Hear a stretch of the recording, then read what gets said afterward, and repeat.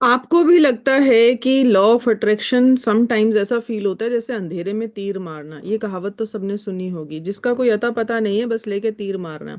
तो जब हम लॉ ऑफ अट्रैक्शन में प्रैक्टिस कर रहे हैं और विजुलाइज करने की कोशिश कर रहे हैं कि जो चीज घटी नहीं है उसे विजुलाइज करना है, पता नहीं होगा या नहीं होगा, और कोशिश कर रहे हैं इमेजिन करने की, कोशिश कर रहे हैं सीन क्रिएट करने की, और कोशिश कर रहे हैं, और फिर लग रहा है दिन में रात में शिकायत आ रही है मन में कि यार पता नहीं मेरा ठीक हो रहा है या नहीं हो रहा, अभी तक मैनिफेस्ट नहीं हो रहा, अभी तक वो लाइफ में चेंज नहीं आ रहा। मैं डेली प्रैक्टिस कर रही हूँ या कर रहा हूँ कि कैसे विजुलाइज करना है, अब बार बार कोशिश कर रहे हैं फ्यूचर क्रिएट करने की, नहीं हो रहा, और इतना लग रहा है कि ये लॉ ऑफ अट्रैक्शन जो है अंधेरे में तीर मारना है। तो मैं भी यहीं से उठ के आई, मेरी सफर में भी जब लॉ ऑफ अट्रैक्शन मुझे पता चला था तो शुरुआती दौर में तो कुछ ऐसा ही था, लेकिन कॉन्शियसनेस तक पहुंचने का सफर जो रहा वहां से फिर कहानी चेंज होती गई। और मैं एक चीज बताऊं तो आज जैसे आप सभी जानते हैं कि मैं आज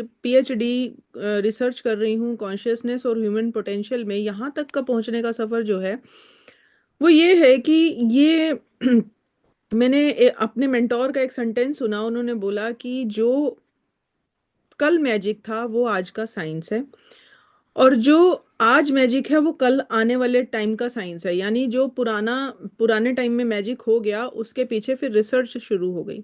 तो लॉ ऑफ अट्रैक्शन आज एक पूरा साइंस बन चुका है और कॉन्शियसनेस इसका टॉपिक आ रहा है।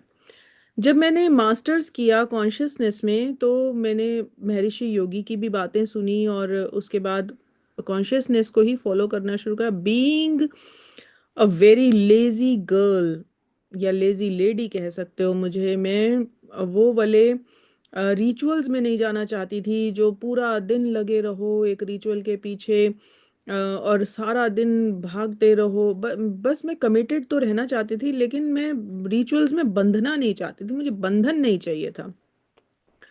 तो कॉन्शियसनेस करने के टाइम पे मुझे ये चीज़ रियलाइज हुई कि जब हम प्रैक्टिसेस में भी बंध रहे हैं, जब उसके बाद भी हम किसी डर में बंधे हुए हैं, तो वहां से मुक्ति का रास्ता क्या होगा? कौन हमें बांधता है? हम हमेशा सोचते हैं कि दूसरे ने बांध दिया, उसने हमें ऐसे कर दिया। दरअसल हम खुद को ही अपने विचारों से, अपनी इन चीज़ों से बांध रहे होते हैं। एक सर्टेन लेवल तक पहुंचते पहुंचते बहुत डीप हो गया। इस डेप्थ की बात हम अपने सेशंस में करेंगे, लेकिन यहाँ पर आसानी से समझने वाली बात जो है वो ये है कि हम ही अपने विचारों के ताने बाने में, क्योंकि हर चीज एक एनर्जी है और एनर्जी फ्रीक्वेंसी कैरी कर रही है। डॉक्टर जो डिस्पेंजा की छोटी सी सरल भाषा में, जो फ्रीक्वेंसी आपके शरीर से निकल रही है किसी भी लेवल ऑफ चक्रा पर, जो भी फ्रीक्वेंसी निकल रही है वो फ्रीक्वेंसी एक इंफॉर्मेशन कैरी कर रही है। बहुत सिंपल सा समझिए, एक इंफॉर्मेशन कैरी कर रही है। अब इंफॉर्मेशन क्या है? फ्रीक्वेंसी जा रही है, आप वाइब्रेट कर रहे हैं, बॉडी डर में है। अब फ्रीक्वेंसी जो रिलीज हो रही है दैट इज फियरफुल फ्रीक्वेंसी। ठीक है, अब फियरफुल फ्रीक्वेंसी निकल रही है और आप कह रहे हैं कि आपको समझ नहीं आ रहा यूनिवर्स कैसे काम करेगा। तो इसको बहुत सिंपल भाषा में समझिए कि आपकी बॉडी से एक फ्रीक्वेंसी निकली, आप डर में थे, तो फ्रीक्वेंसी वॉज फियरफुल। ठीक है, अब वो फियरफुल सिचुएशंस का ही मैच ढूंढेगी क्योंकि फ्रीक्वेंसी अपना फ्रीक्वेंसी मैच ढूंढ रही है। फाइन, सिचुएशंस वही वाली अट्रैक्ट होने लग गई जिससे आपकी फियरफुल सिचुएशंस बनी हुई हैं। अब डर तो आपके लिए किसी और चीज पे था, लेकिन आगे आने वाली चीजों में छोटी छोटी बातों पे झगड़ डर आ जाता है। दूध उबल गया, फिर डर आ गया। काम पूरा नहीं हुआ, फिर डर आ गया।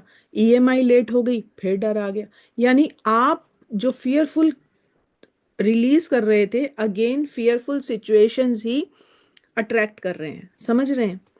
इसीलिए कहा जाता है कि आपको अपनी जो फ्रीक्वेंसी है उसको ग्रेटिट्यूड पर लेकर आना है, अपने हार्ट चक्रा पर लेकर आना है, क्योंकि यहाँ से जो फ्रीक्वेंसी रिलीज होगी उसका जो अट्रैक्शन है वो लोअर बैलेंस, लोअर चक्रा से और ऊपर इन सब से 5 टाइम्स ज़्यादा है। ठीक है, 5 टाइम्स ज़्यादा मतलब इसका मैग्नेटिक पावर ज़्यादा है। तो जब आप बार बार बार बार बार बार ग्रेटिट्यूड कर रहे हैं, ग्रेटिट्यूड की फ्रीक्वेंसी में हैं, तो आप अब ग्रेटिट्यूड वाले जो एटमॉस्फेयर है उसी को अट्रैक्ट करना शुरू करेंगे, और ग्रेटिट्यूड वाली जो सिचुएशंस हैं वो आपकी लाइफ में बार बार अट्रैक्ट होना शुरू हो जाएंगी।